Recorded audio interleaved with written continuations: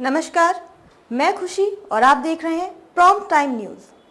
आइए नजर डालते हैं आज की बड़ी खबर पर। उत्तर प्रदेश के जनपद फर्रुखाबाद के मुरास में बेवर रोड पर स्थित माइंड ओपिया प्राइड स्कूल के प्रबंधक केशव सिंह व प्रिंसिपल खान सर से स्कूल की व्यवस्थाओं को लेकर व बच्चों की शिक्षा को लेकर खास बातचीत। फर्स्ट ऑफ ऑल सर, मैं आपके बारे में जानना चाहूँगा, इस समय हम किस विद्यालय में हैं, आपका नाम क्या है और विद्यालय कितने समय से आप चला रहे हैं, स्ट्रेंथ क्या है बच्चों की, किस तरह की व्यवस्था है अपने विद्यालय में, विद्यालय का पूरा नाम। सर, हमारा नाम केशव सिंह जी। विद्यालय का नाम माइंड ओपिया प्राइड स्कूल मुरास जी। विद्यालय नर्सरी से 5th क्लास तक है जी। इसमें लगभग 350 बच्चों की स्ट्रेंथ है। जी।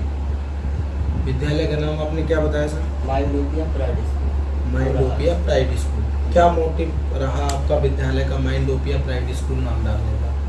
माइंड ओपिया प्राइड स्कूल का मतलब होता है माइंड ओपिया, माइंड साइक्लोपिया से होता है, ये माइंड को विकसित करने के लिए। अच्छा, दिमाग को तेज करने, दिमाग को तेज करने। बहुत अच्छी बात। स्ट्रेंथ क्या है अपने यहाँ? लगभग 350 बच्चे। क्या थिंकिंग रही है आपकी विद्यालय ओपन करने की? विद्यालय ग्रामीण क्षेत्र में थोड़ा सा ऐसा रहता है कि हम लोग इंग्लिश मीडियम को लेकर थोड़ा डरे हुए रहते हैं। जी। हम लोगों का जितना भी ग्रामीण क्षेत्र है वो एकदम खेती पे ही निर्भर करता है। जी। तो हम लोग हाई लेवल स्कूल पे एडमिशन नहीं करवा पाते हैं। जी। तो उन सब चीज़ों को सोचते हुए ग्रामीण को थोड़ा सा आगे बढ़ाने की कोशिश की है हमने इसको। जी। ताकि हम लोग थोड़ा बाहर निकले तो हमें लगे कि इंग्लिश में हम थोड़ा जानते हैं, थोड़ा कर सकते हैं। जैसे आगे इंटर में या हाई स्कूल करने के बाद इंटर करेंगे, उसके बाद में कहीं जाएंगे बीटेक के लिए। तो ग्रामीण क्षेत्र का बच्चा क्या रहता है, थोड़ा डरा हुआ रहता है। तो उन सब चीज़ों को सोचते हुए विद्यालय की स्थापना की। विद्यालय के ऑनर आप ही? अच्छा सर, आप थोड़ा सा अपने बारे में बताएं और किस पद पर आप हैं? मेरा नाम महफूज खान है। जी। मैं इस स्कूल का प्रिंसिपल हूँ। जी। मेरा स्कूल है माइंड ओपिया प्राइड स्कूल, जी। इसका मैं प्रिंसिपल। कितने समय से वर्किंग है आप इस विद्यालय? इस विद्यालय में मैं 2 साल से जुड़ा हुआ हूँ। 2 साल से वर्किंग। कितने टीचर्स हैं आपके अंडर में? हमारे टीचर्स 14 टीचर्स का स्टाफ है। 14 टीचर्स।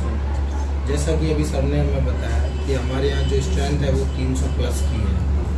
मैं समझता हूँ कि टीचर्स के लिए गाइडलाइंस और जो बच्चे हैं उनके लिए किस तरीके से व्यवस्था शिक्षा की जाए, उसकी रेस्पॉन्सिबिलिटी आप ही की होती होगी। तो जो 300 प्लस की अपने यहाँ स्ट्रेंथ है उसमें कई बच्चे परफेक्ट भी होंगे और कई बच्चे वीक भी होंगे। तो जो वीक बच्चे होते हैं उनको किस तरीके से आप मैनेज करते हैं? पहले तो जब हम एडमिशन लेते हैं तो बच्चा जिस क्लास के लायक है उसी क्लास में डालते हैं, जिससे टीचर को दिक्कत ना हो। जी। तो बच्चा अगर फर्स्ट क्लास का है तो उसे फर्स्ट क्लास में लेते हैं, और बच्चा थर्ड लायक हो तो थर्ड क्लास में लेते हैं। फिर भी अगर 300 की स्ट्रेंथ है और कई बच्चे ऐसे होते हैं कि अपनी क्लास के अकॉर्डिंग उनको मेंशन कर दिया, उसके बाद भी अगर वो वीक होते हैं तो उसके लिए क्या स्ट्रेटजी आप यूज़ करते हैं और किस तरीके से उनको कैच करते हैं? ऐसा बच्चा वीक है, ऐसा अगर होता है कोई बच्चा अगर ज़्यादा वीक है तो उसको एक्स्ट्रा क्लास का सुविधा भी है। जी। छुट्टी के बाद। जी। कैच करने की क्या स्ट्रेटजी, कैसे कैच करते हैं वीक बच्चे को? बच्चे को उसको एक्स्ट्रा क्लास देते हैं, उसको कैच कैसे करते हो, कैसे पता लगाते हो ये बच्चा वीक है? बच्चा का जैसे स्टडी के आधार पे, जैसे बच्चे को जो स्टडी करवाते हैं, चैप्टर की स्टडी होती है, उसके आधार पे पता चल जाता है कि बच्चा वीक है। जी। तो उनका थोड़ा सिस्टम ऐसा रखते हैं, टीचर से भी कह देते हैं कि इस बच्चे का थोड़ा ज़्यादा ध्यान रखिए। जी। और छुट्टी के बाद में जैसे फर्स्ट राउंड के बच्चे निकलते हैं, उसके बाद उन लोगों को पढ़ाया भी जाता है। बिल्कुल। जैसा कि आपने बताया कि टीचर की जो आपके यहाँ संख्या है 14 प्लस की है। मैं समझता हूँ शिक्षक को एक भगवान के रूप में देखा जाता है। जी, बिल्कुल। अगर शिक्षक बेहतर होंगे तो ही बच्चे बेहतर होंगे। जी सर। तो कई शिक्षक ऐसे होते हैं, सर्वे के आधार पे मैं आपको बता रहा हूँ, क्योंकि मैनपुरी के कई ब्रांड हैं इस समय जिनका हमने NGV किया और उनके विद्यालय का सर्वे भी किया, और फर्रुखाबाद में भी कई सारे ब्रांडों का सर्वे किया। तो कई टीचर भी ऐसे होते हैं जो अपनी रेस्पॉन्सिबिलिटी को प्रॉपर नहीं निभाते हैं। उनका मोटिव ये होता है, और कई बेहतर भी होते हैं, उनका मोटिव ये होता है कि भाई मैंने 8 बजे पहुंचना और 1 बजे जाना है। वो वॉच की तरफ देखते हैं और जो रट्टापंथी वाला सिस्टम चलता है वो मैनेज करते रहते हैं। तो तो जो इसको किस तरीके से आप लोग मैनेज करते हो और किस तरीके से कैच करते हो कि ये टीचर जो है इस तरीके से? अभी तो हमारे स्टाफ में ऐसा कोई नहीं है। जी। अगर भविष्य में ऐसा कोई होता है तो हम उसको एक बार समझाने की कोशिश करेंगे कि सर आप इस भगवान का रूप है, जैसा कि आपने बताया। जी। तो बच्चों के प्रति, उनके भविष्य के प्रति या लाइफ में उनकी खिलवाड़ ना कीजिए। जी। अगर वो समझते हैं ठीक है, नहीं समझते हैं तो हम उनसे कहेंगे कि भाई आप अपना देख लीजिए, हम अपने स्कूल में शिक्षा को नहीं गिरने देंगे। बिल्कुल। टीचर की हायरिंग का क्या प्रोसेस होता है आपके विद्यालय में? किस तरीके से हायरिंग करते हैं टीचर्स? किस मतलब पे? टीचर को हायरिंग, जब आपके यहाँ इंटरव्यू के लिए वो आते हैं, जब आप उनको रखते हो, किस तरीके से हायर करते हो, तो कैसे रखते हैं? टीचर तो रिज्यूम लेके आते हैं सबसे पहले। रिज्यूम क्या आता है, उनका इंटरव्यू लिया जाता है। जी। उसके बाद में फिर क्लास में उनको पढ़ाया जाता है, डेमो क्लासेस दी जाती हैं, टेस्ट होता है। जी। उसके बाद अगर क्वालिफाई होते हैं, समझ में आता है तो रखते हैं। टीचर के इंटरव्यू में ही पता चल जाता है कि टीचर ये ग्रामीण क्षेत्र के लायक है या नहीं। बिल्कुल सही बात। ये रहता है। जी। अभी जो है आप एज अ ऑनर के रूप में इस विद्यालय में हैं, पहले कभी आपने भी टीचिंग की होगी? जी। किस विद्यालय में टीचिंग करा? इससे पहले हमने किया है इंटरनेशनल स्कूल अगस्त सराय में।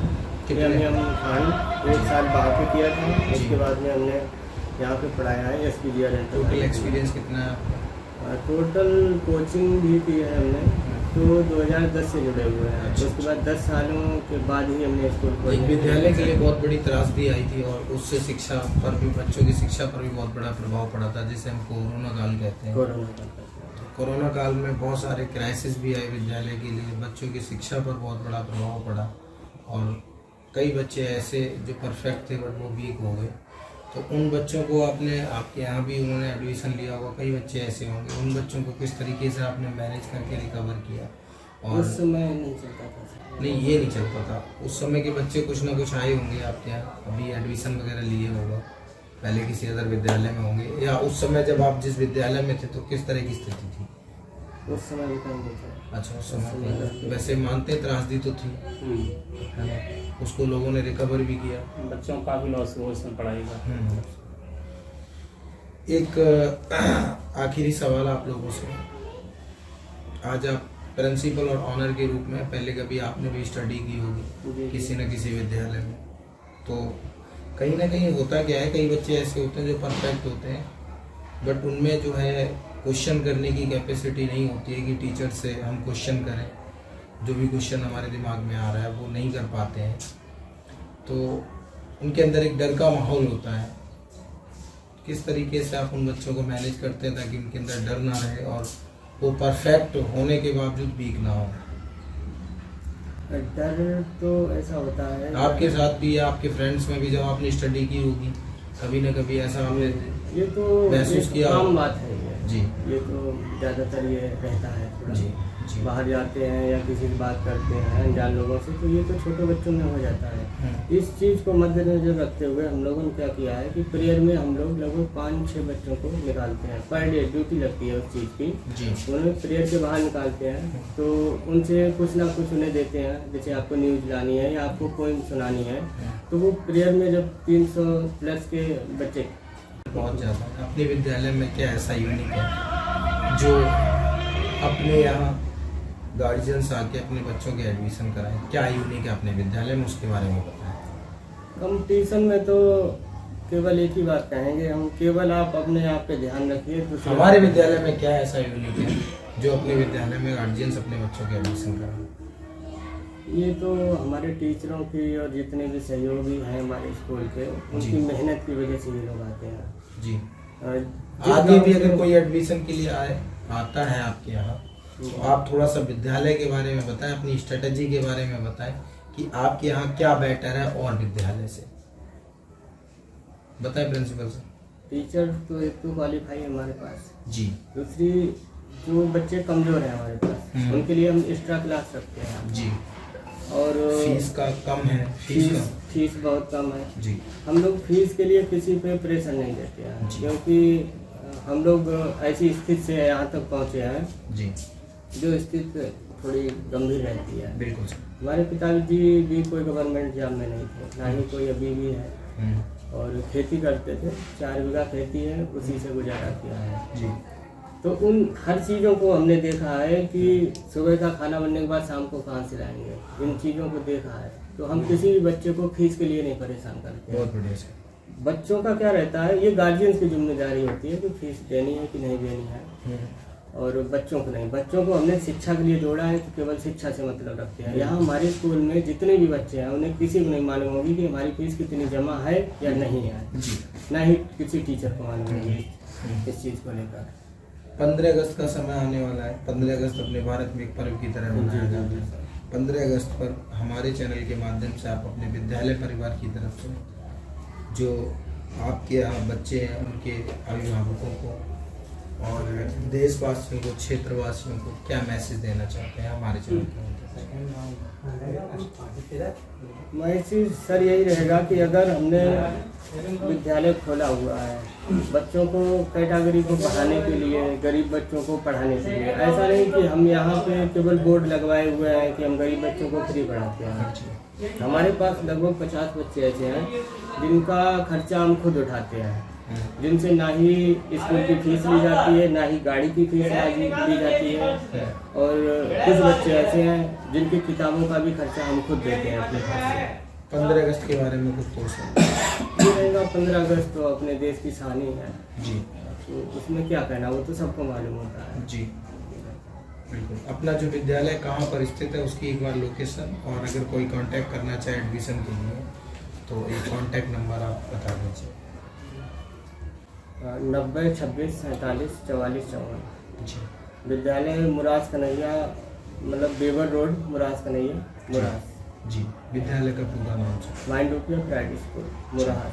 धन्यवाद सर, आप लोगों ने हमें वैल्यूएबल टाइम दिया। नमस्कार। खबरों में अब तक के लिए बस इतना ही। फिर होगी आपसे मुलाकात ऐसी ही एक बड़ी खबर के साथ। तब तक के लिए नमस्कार और देखते रहिए प्रॉम्प्ट टाइम न्यूज़। ऐसे ही लेटेस्ट अपडेट्स के लिए हमारे चैनल प्रॉम्प्ट टाइम न्यूज़ को सब्सक्राइब करें और बेल आइकन प्रेस करना ना भूलें।